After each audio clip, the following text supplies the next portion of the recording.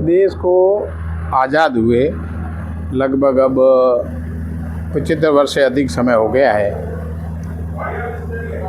जब जब भी कांग्रेस का राज था, चुनाव हुए, निष्पक्ष हुए। 2014 से दिल्ली में बीजेपी का राज आया।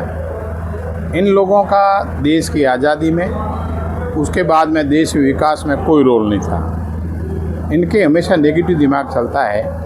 तो इन लोगों ने दिल्ली में राज आने के बाद में सबसे पहले तो जो भारत की जो संस्थानें हैं उनका दुरुपयोग करके लोगों को डरा के धमका के नेताओं को ज़बरदस्ती बीजेपी में लिया और पब्लिक को डरा धमका के, और अंत में जो चोरी करना होता है ना, वो महापाप होता है। तो वोट की चोरी करके कई राज्यों में इन्होंने राज बनाया और कई एमपी, जैसे हमारे राजस्थान में भी चोपड़ा का आपने जयपुर से सुना होगा, जीते हुए को हरा दिया।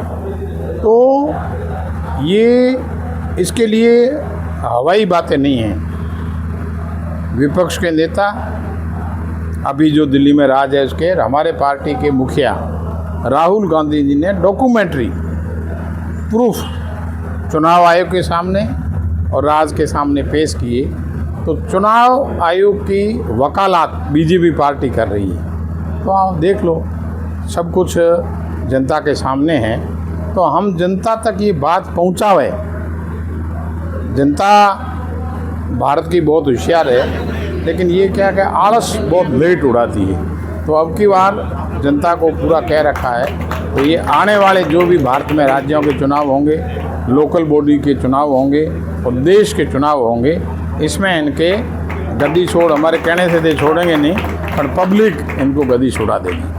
उसका क्या कंट्रीब्यूशन रहा? आज से क्या शुरुआत करी आपने? हम लोगों ने पूरे भारत के अंदर 788 डिस्ट्रिक्ट है, 36 राज्य हैं, उसमें राजस्थान राज्य भी है, और 788 डिस्ट्रिक्ट में जैसलमेर जिला भी एक डिस्ट्रिक्ट है। 4250 विधानसभा है, उसमें 2 विधानसभा हमारी जैसलमेर और पोखरण भी है। तो इस मुहिम को हम भी गांव ढाणी तक पहुंचाएंगे। आज हमारे जिला लेवल पे हमारे ब्लॉक अध्यक्ष, मंडल अध्यक्ष, डीसीसी की कार्यकारिणी, ये मुख्य हम इकट्ठे हुए। अब इसको हम गांव ढाणी तक ले जाएंगे और हस्ताक्षर करके, और विरोध पूरे भारत में इसका विरोध है, जो डेमोक्रेसी के लिए ठीक नहीं है। तानाशाही के राज को यहाँ से आउट करना है। अल्टीमेट तो पब्लिक करेगी, पब्लिक तक बात हम पहुँचाएंगे, उसकी आज शुरुआत है। सर